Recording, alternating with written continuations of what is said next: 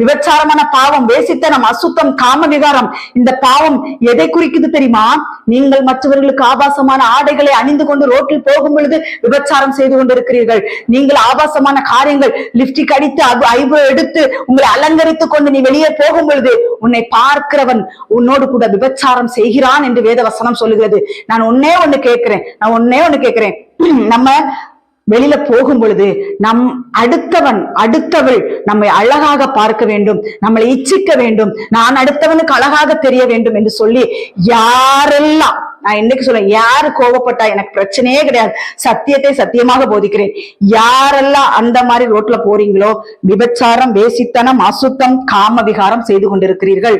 இது உங்களிடத்தில் இல்லை என்று சொல்ல முடியாது. கடைசி நாட்களில் கர்த்தருடைய வசனம் உங்களை நியாயத்திற்கும் என்று வேத வசனம் சொல்கிறது. அதே மாதிரி விக்கிரக ஆராதனைங்கிறது நான் சொன்னது மாதிரி அப்படி இல்லை. விக்கிரத்தை